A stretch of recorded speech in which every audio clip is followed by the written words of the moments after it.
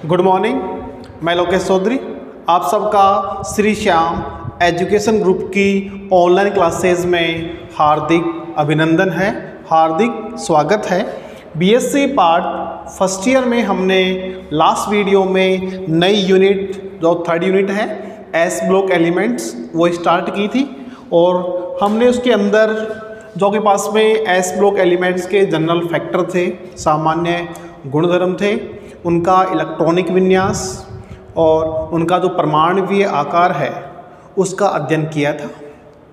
आज आपके पास में टॉपिक है नेक्स्ट गुण उसका है आपके पास में तीसरा आयनन विभव।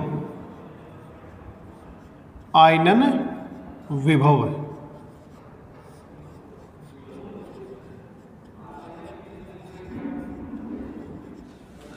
Ionization potential.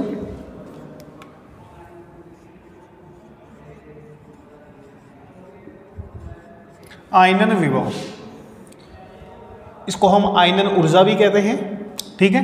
आयनन विभव क्या होता है? सबसे पहले आयनन विभव से मतलब ये है कि आपके पास में कोई भी एक मोल विलगित गैस या परमाणु के बाह्यतम कोश से एक इलेक्ट्रॉन मुक्त करने के लिए जितनी ऊर्जा की आवश्यकता होती है उसे हम कहते हैं आयनन विभव, ठीक है। यानी कि एक मोल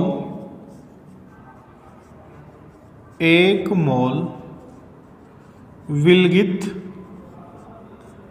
गैसीय परमाणु के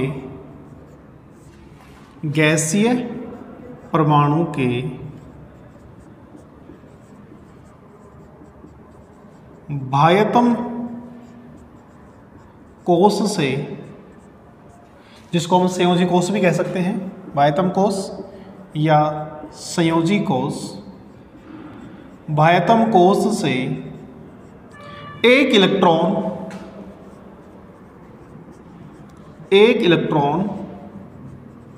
मुक्त करने के लिए जितनी ऊर्जा की आवश्यकता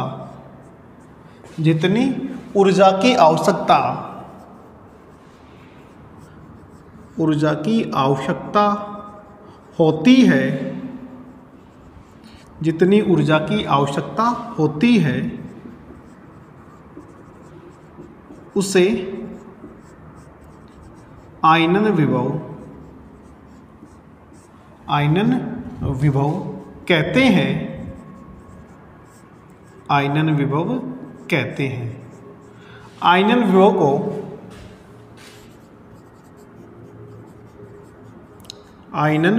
विभव को आईपी के द्वारा प्रदर्शित किया जाता है।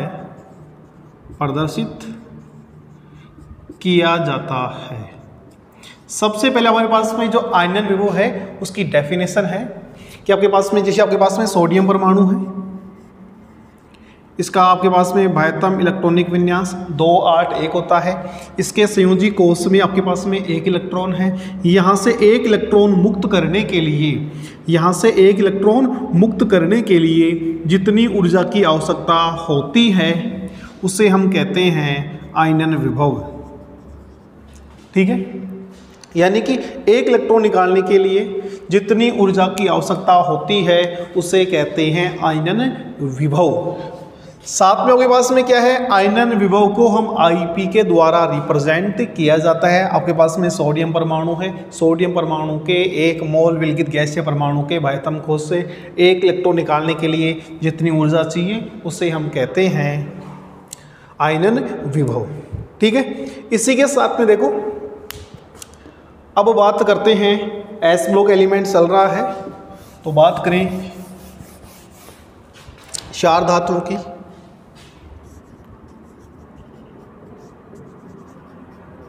क्षार धातुओं का आकार अपने आवर्त में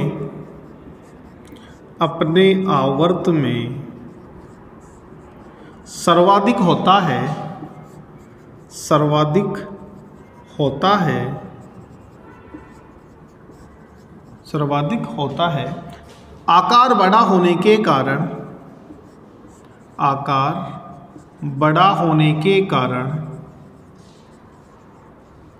बड़ा होने के कारण प्रभावी नाभिकीय आवेश का मान,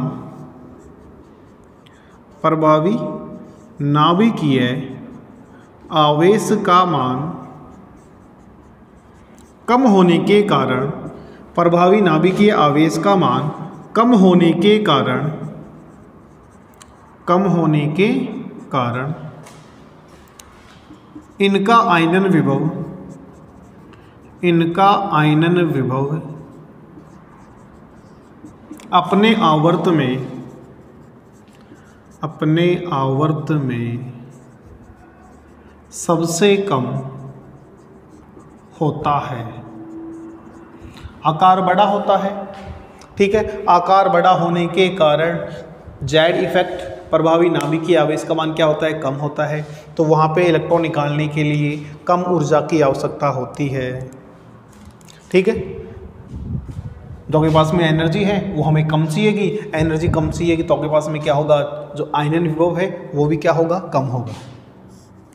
इसी के साथ में जो आपके पास में देखो क्षार धातुओं का आकार अपने आवर्त में सर्वाधिक होने के कारण, सर्वाधिक होने के कारण या बड़ा होने के कारण जेड इफेक्ट कम होता है। और जेड इफेक्ट कम होगा तो वहाँ पे आपके पास में बाह्यतम कोश से एक इलेक्ट्रॉन मुक्त करने के लिए कम ऊर्जा की आवश्यकता होगी। और कम ऊर्जा की आवश्यकता होगी तो वहाँ पे जो आयनन विभव है वो भी आपके पास में क्या होगा, कम होता है, ठीक है। आयनन विभव आपके पास में क्षार धातुओं का, क्षार धातुओं का आईपी का मान कम होने का मुख्य कारण, कम होने का मुख्य कारण या कम होने का मुख्य कारण इनकी संयोजकता, इनकी संयोजकता +1 होती है। क्योंकि इनके बाह्यतम कोश में एक इलेक्ट्रॉन प्रेजेंट होता है।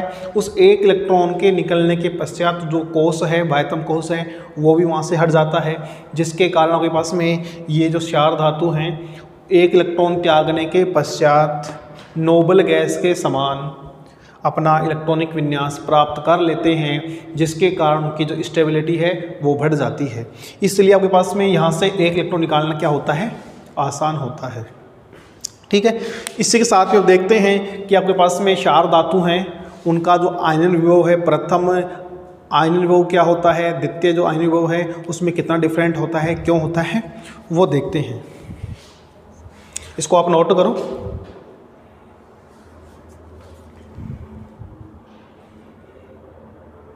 पहले इसकी डेफिनेशन है और डेफिनेशन के साथ में आपके पास में जो क्षार धातु हैं अपने आवर्त में, यानी आपके पास में 7 आवर्त हैं। आवर्त सारणी में 7 आवर्त होते हैं। सबसे पहला आवर्त आपके पास में क्षार धातुओं का होता है। बाएं से दाएं जाने पर आवर्त में क्या होता है, आकार में कमी होती है, यानी कि इनका आकार क्या होता है, बड़ा होता है।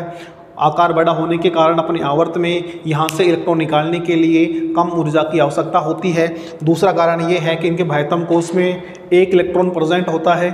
उस एक इलेक्ट्रॉन के निकलने के पश्चात, उस एक इलेक्ट्रॉन के निकलने के पश्चात ये जो या उस जो के पास में बाह्यतम कोश है उसके हटने के पश्चात इनका जो इलेक्ट्रॉनिक कॉन्फ़िगरेशन है वो नोबल गैस, शून्य वर्ग, उत्कृष्ट गैस के समान हो जाता है, जिसके कारण उनकी जो स्टेबिलिटी है, उनका स्थायित्व है, उसमें भी क्या होती है, वृद्धि होती है।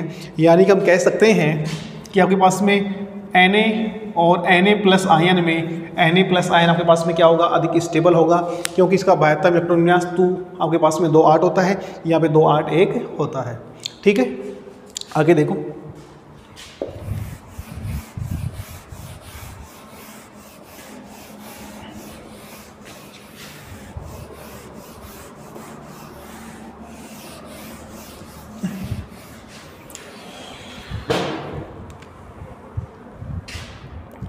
क्षार धातु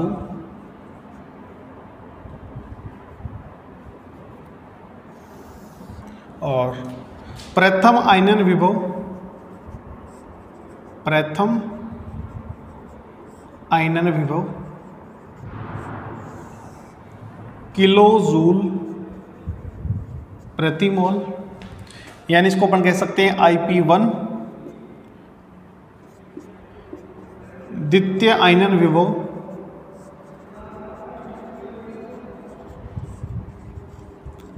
विभव इसको हम कहते हैं IP2, और ये भी आपके पास में किस में है, किलो जूल प्रति मोल।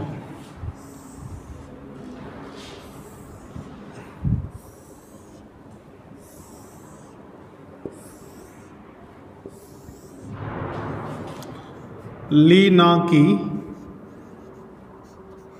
रब से फरियाद, ये आपके पास में 3 नंबर पे आता है, ये 11 नंबर पे आता है, ये 19 नंबर पे आता है, ये 37 नंबर पे आता है, और ये 55 नंबर पे आता है। ठीक है, फिर आपके पास में लिथियम परमाणु है, इसके बाह्यतम कोश से एक इलेक्ट्रॉन निकालने के लिए आपको जो एनर्जी चाहिए वो चाहिए 520 किलो जूल प्रति मोल। जो सोडियम परमाणु है इसके लिए आपके पास में जो एनर्जी चाहिए वो 496 किलो जूल प्रति मोल चाहिए। पोटेशियम के लिए आपके पास में 419 किलो जूल प्रति मोल, और जो आपके पास में रुबिडियम है इसके लिए आपके पास में 403 किलो जूल प्रति मोल, और सीजियम का आकार सर्वाधिक होने के कारण इसके लिए आपके पास में सबसे कम आयनन का मान किसका कम होता है, सीजियम का होता है, और ये आपके पास कितना होता है 376 किलो जूल प्रति मोल। ठीक है, यानी कि आपके पास में लिथियम परमाणु है, लिथियम परमाणु का जो इलेक्ट्रॉनिक 3 नंबर पे आता है आपके पास में, इसके बाह्यतम कोश में 2 1 इलेक्ट्रॉन प्रेजेंट होता है, यहाँ पे 2 8 1 होता है, 2 8 8 1 होता है, 2 8 8 18 1 होता है। ठीक है, यानी कि बाह्यतम कोश में आपके पास में क्या होता है, 1 इलेक्ट्रॉन प्रेजेंट होता है। अब यहाँ से इस 1 इलेक्ट्रॉन को निकालने के लिए आपके पास में लिथियम परमाणु में 520 किलो जूल प्रति मोल एनर्जी की आवश्यकता होती है, और सोडियम में 496 किलो जूल प्रति मोल, पोटेशियम में 419 किलो जूल प्रति मोल, रुबिडियम में 403 किलो जूल प्रति मोल, और सीजियम में 376 किलो जूल प्रति मोल।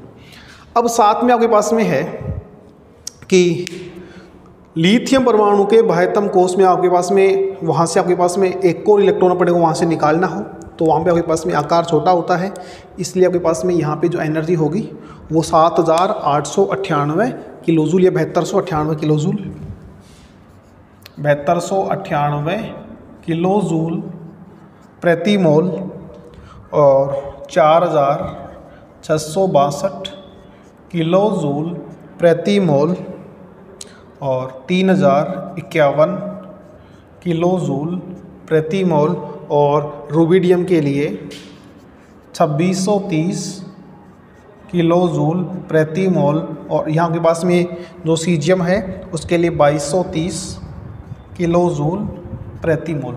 इतना डिफरेंट क्यों है, यानी कि आपके पास में देखो सोडियम परमाणु है, ये आपके पास में सोडियम परमाणु है, इस सोडियम परमाणु से आपके पास में IP1 यानी कि जो Na+ है इसके लिए जो आपके पास में एनर्जी चाहिए वो कितनी चाहिए, 520 किलो जूल प्रति मोल चाहिए। और फिर आपके पास में यहाँ से आपके पास में IP1 फर्स्ट है, IP2 के लिए ये लिथियम के लिए आपके पास में लिथियम ले लेते हैं, यहाँ पे लिथियम और लिथियम प्लस और Li+2 के लिए आपको जो एनर्जी चाहिए वो आपके पास में है 7298 किलो जूल प्रति मोल। अब इसको समझो, क्वेश्चन क्या आता है, क्या इसमें अपने को समझना है। सबसे पहले हमें ये याद रखना है, क्वेश्चन के बाद है कि आयनन विभव के ऊपर टिप्पणी लिखो, और एक क्वेश्चन आता था आपके पास में कि NaCl बनता है, NaCl2 नहीं बनता, इसका कारण भी हम यहीं देखेंगे। तो देखो सबसे पहले आपके पास में लिथियम परमाणु, लिथियम परमाणु के बाह्यतम आपके पड़े यहाँ पे 2 1, यहाँ पे 2 और यहाँ पे आपके पास में 1। ठीक है, सबसे पहले लिथियम परमाणु का बाह्यतम आपके पास में देखो, क्षार धातु में हम क्षार धातु वर्ग में ऊपर से नीचे आते हैं तो परमाणुवीय आकार में वृद्धि होती है, और परमाणुवीय आकार में वृद्धि होने पर वहाँ पे जेड इफेक्ट का मान क्या होता है, कम होता है। यानी प्रभावी नाभिकीय आवेश का मान कम होने के कारण, यानी कि जो बाह्यतम कोश का इलेक्ट्रॉन है वो नाभिक के द्वारा कम बल से क्या होता है, आकर्षित होता है। उस कंडीशन में क्या होता है, बाह्यतम कोश से इलेक्ट्रॉन निकालने के लिए कम ऊर्जा की आवश्यकता होती है। यहाँ इस चीज़ को आप यहाँ पे देख सकते हैं। लिथियम के लिए 520, सोडियम के लिए 496, 419, 403 और 376। यानी कि आपके पास में जो आयनन विभव का मान है, आयनन विभव का मान एक वर्ग में ऊपर से नीचे आने पर घटता जाता है, जिसका प्रमुख कारण प्रभावी नाभिकीय आवेश का कम होना है। ठीक है, अब देखो द्वितीय आयनन विभव की बात करते हैं। अब लिथियम परमाणु 3 नंबर पे आता है। इसके बाह्यतम कोश में 1 इलेक्ट्रॉन है। यहाँ पे अपन सोडियम की बात भी साथ कर लेते हैं। ठीक है, Ip1 Na+, Ip2 Na+2। Na+ के लिए आपके पास में जो एनर्जी है वो है 496 किलो जूल प्रति मोल है, और आपके पास में ये आपके पास में है 4662 किलो जूल प्रति मोल है। ठीक है, अब देखो आपके पास में Na+ और Cl- से आप NaCl बना सकते हैं। अगर आपके पास में Na+2 लेना हो तो आपके पास में इतनी एनर्जी की आवश्यकता होती है, यानी कि आपके पास में जो आयनन विभव है वो क्या हो जाएगा, बहुत अधिक हो जाता है। इसी के साथ में देखो सोडियम परमाणु आपके पास में 2 8 1 2 8 2 और 7, यानी कि आपके पास में जो 2 7 है, यानी कि आपके पास में यहाँ से 1 इलेक्ट्रॉन निकालने के लिए, इस विन्यास से 1 इलेक्ट्रॉन निकालने के लिए बहुत अधिक एनर्जी की आवश्यकता होती है, क्योंकि इसका जो इलेक्ट्रॉनिक विन्यास है वो नोबल गैस के समान हो जाता है। नोबल गैस के समान होने के कारण इसका स्थायित्व या इसकी जो स्टेबिलिटी है वो बहुत अधिक होने के कारण यहाँ से इलेक्ट्रॉन निकालने के लिए बहुत अधिक ऊर्जा की आवश्यकता होती है। उस कंडीशन में यहाँ का जो आयनन विभव है वो आपके पास में 4662 होता है, यानी कि आपके पास में Na+ आयन से 1 इलेक्ट्रॉन और मुक्त कराने के लिए बहुत अधिक एनर्जी चाहिए। यहाँ पे 496 चाहिए थी, यहाँ पे आपके पास में कितनी है, 4662, यानी कि यहाँ से इलेक्ट्रॉन निकालने के लिए बहुत अधिक ऊर्जा की आवश्यकता होने के कारण। और दूसरा यहाँ पे जो इलेक्ट्रॉन निकल रहा है वो कहाँ से निकलता है आपके पास में, यानी आपके पास में जो Na+ है वो नोबल गैस के समान इलेक्ट्रॉनिक कॉन्फ़िगरेशन रखता है। स्टेबिलिटी बहुत अधिक होने के कारण यह Na+ का निर्माण करता है, NaCl2 का निर्माण नहीं करता। भाई कई बार क्वेश्चन आता है कि NaCl यौगिक बनता है, NaCl यौगिक बनता है जबकि NaCl2 नहीं, NaCl2 नहीं। ये आ सकता है, ये आपके पास में ऐसे भी दे सकता है NaCl यौगिक स्थायी होता है, स्टेबल होता है, स्थायी होता है जबकि NaCl2 अस्थायी। दोनों में एक ही बात है, NaCl यौगिक बनता है जबकि NaCl2 नहीं बनता है। इसका मुख्य कारण हमने देख लिया है कि आपके पास में NaCl में जो Na की संयोजकता है आपके पास में +1 है, यानी कि आपके पास में Na से Na+ बनाने के लिए आपको कम ऊर्जा की आवश्यकता होती है, यानी 496 किलो जूल प्रति मोल एनर्जी की आवश्यकता होती है। Na+ से Na+2 आयन बनाने के लिए, Na+ आयन से Na+2 आयन बनाने के लिए बहुत अधिक ऊर्जा की आवश्यकता होने के कारण, दूसरा उसका जो स्थायित्व है वो कम होने के कारण आपके पास में जो NaCl2 है वो कम स्थायी होता है। ठीक है, और इन दोनों में आप कंपैरिजन याद कर लेना। 520 आपके पास में 7298, 4662, 300, 3051, 2630 और 2230 किलो जूल प्रति मोल जो एनर्जी है। यानी कि आपके पास में जो +2 आयन वाला है, क्योंकि आपके पास में जो प्रथम वर्ग है क्षार धातु हैं, क्षार धातु की संयोजकता कितनी होती है, 1 होती है, वो आसानी से 1 इलेक्ट्रॉन त्याग कर सकते हैं। लेकिन दूसरा इलेक्ट्रॉन त्यागने के लिए बहुत अधिक ऊर्जा की आवश्यकता होने के कारण वो दूसरी संयोजकता में कम स्टेबल होते हैं, इसलिए Na+2 आयन नहीं बनता है। Na+2 आयन नहीं बनेगा तो NaCl2 आयन भी नहीं बनेगा। ठीक है, इसी के साथ में हम देखते हैं अब बात करते हैं हम क्षारीय मृदा धातुओं की। क्षारीय मृदा धातु, क्षारीय मृदा धातु, और इनके लिए भी आपके पास में प्रथम आयनन विभव, प्रथम आयनन विभव IP1 वो आपके पास में किस में है, किलो जूल प्रति मोल में है। द्वितीयक आयनन विभव, द्वितीय आयनन विभव और IP2 ये भी किस में है, किलो जूल प्रति मोल में है। ठीक है,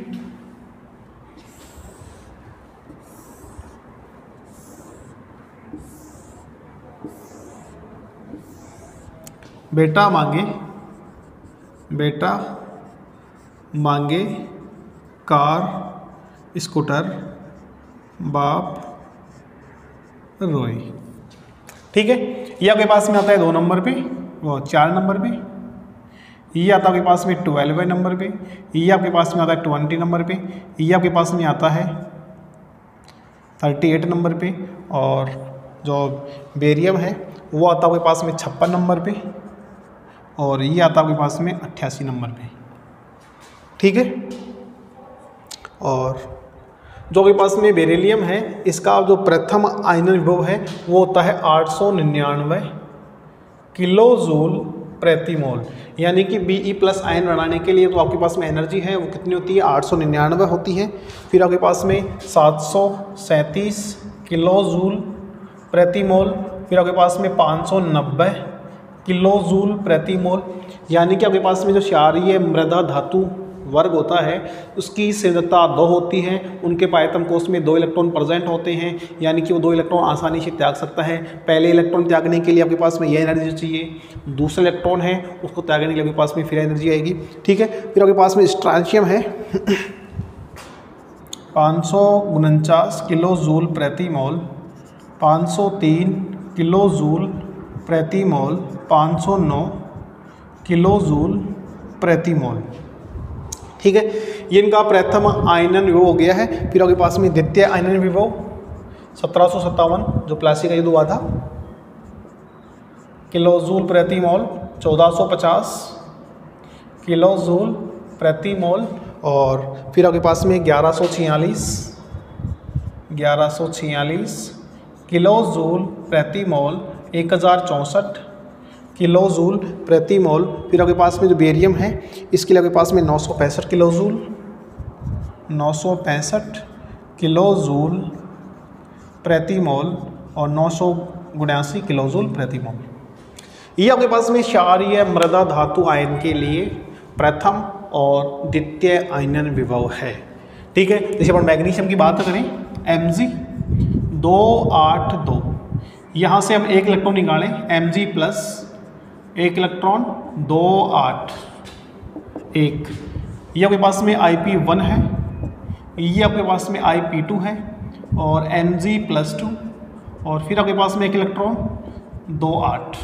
ठीक है, और मैग्नीशियम की ये वाली एनर्जी चाहिए, वो चाहिए आपको 737 किलो जूल प्रति मोल, 737 किलो जूल प्रति मोल चाहिए, और ये आपके पास में 1450 किलो जूल प्रति मोल। इसको आप नोट करो, फिर हम इसको एग्जाम्पल से समझते हैं।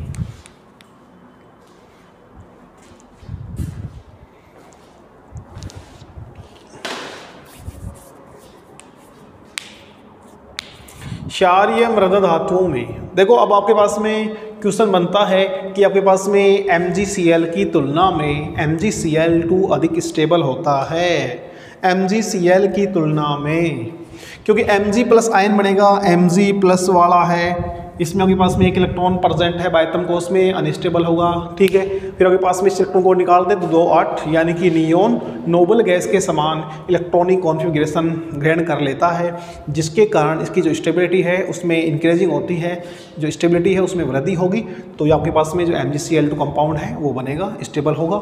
ठीक है, अब देखो beryllium, magnesium, calcium, strontium, barium और रेडियम।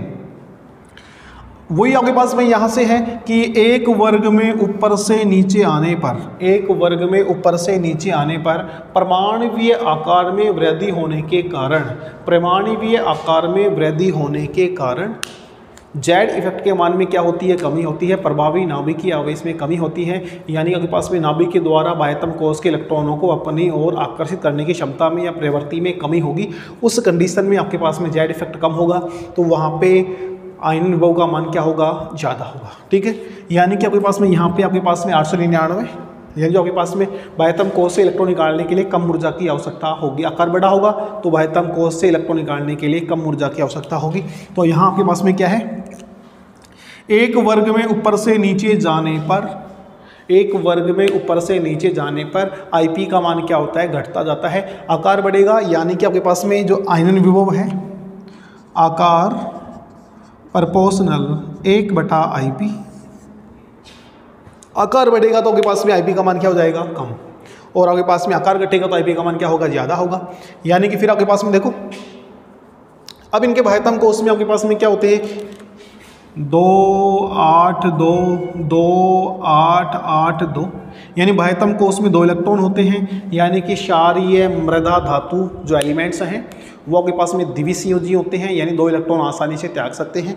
एक इलेक्ट्रॉन त्यागने के लिए 899 किलोजूल प्रति मोल एनर्जी की आवश्यकता होती है, और इसका जो द्वितीय आयनन वो है वो भी ज़्यादा नहीं है, यहाँ पे देखो 1757 ही है, लेकिन यहाँ पे आपके पास में कितना है, बहुत अधिक है, 7000 है, यहाँ पे आपके पास में 1757 है, यानी कि आपके पास में यहाँ पे कम एनर्जी की आवश्यकता होती है। इसलिए क्षारीय मृदा धातु जो तत्व हैं वो 2 इलेक्ट्रॉन आसानी से त्याग सकते हैं, इसलिए आपके पास में इनकी जो संयोजकता है वो द्विसंयोजी होते हैं, यानी कि ये द्विसंयोजी कंपाउंड में क्या होंगे, स्टेबल होंगे। MgCl2 MgCl की तुलना में क्या होगा, स्टेबल होगा। ठीक है, इसको आप नोट करो, फिर हम आगे बढ़ते हैं।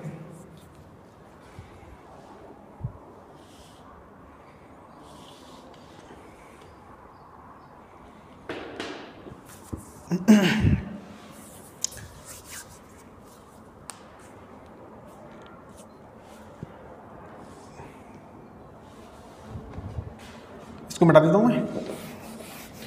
अब देखो इसमें क्वेश्चन क्या आता है,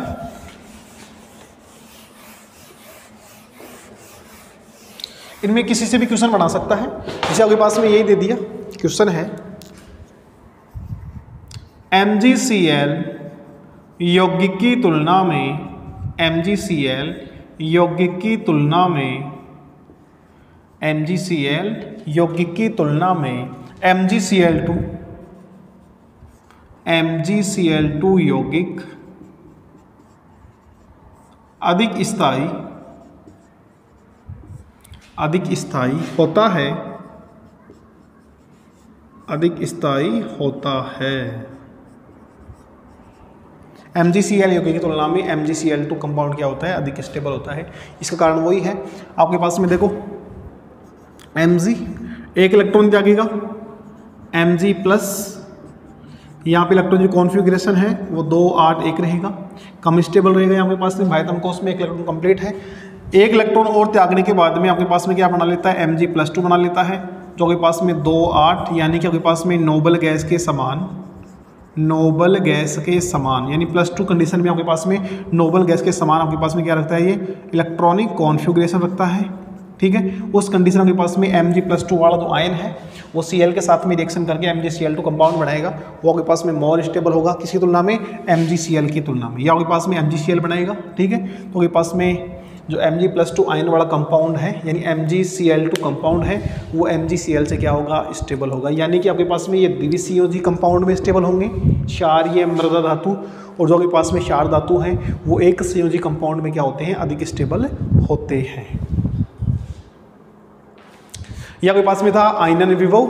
ठीक है, इसमें आपके पास में शॉर्ट नोट पूछेगा तो आपके पास में दोनों का जो आयनन विभव है वो लिख देना, डेफिनेशन लिख देना, और आप लिख देना एक वर्ग में ऊपर से नीचे आने पर, एक वर्ग में ऊपर से नीचे आने पर। ठीक है, आपके पास में आकार में वृद्धि होने के कारण, जहाँ आपके पास में जेड इफेक्ट का मान कम होने के कारण इनका जो आयनन विभव का मान है वो आपके पास में क्रम में कमी होती है, लगातार घटता जाता है। ठीक है, और आपके पास में साथ में लिख देंगे, आपके पास में NaCl कंपाउंड स्टेबल होता है, NaCl2 कम स्टेबल होता है, MgCl2 स्टेबल होता है, MgCl कम स्टेबल होता है। वो आपके पास में आयनीय योग के आधार पे बता देंगे कि आपके पास में कोई भी कंपाउंड इलेक्ट्रॉन त्यागने के पश्चात नोबल गैस के समान इलेक्ट्रॉनिक कॉन्फ़िगरेशन रखेगा, वो कंपाउंड क्या होगा, अधिक स्टेबल होगा, मोर स्टेबल होगा। ठीक है, आगे आपके पास में नेक्स्ट वीडियो में इनकी ज्वाला परीक्षण क्या है, इनका गलनांक क्वथनांक क्या है, उनका अध्ययन हम नेक्स्ट वीडियो में करते हैं। धन्यवाद।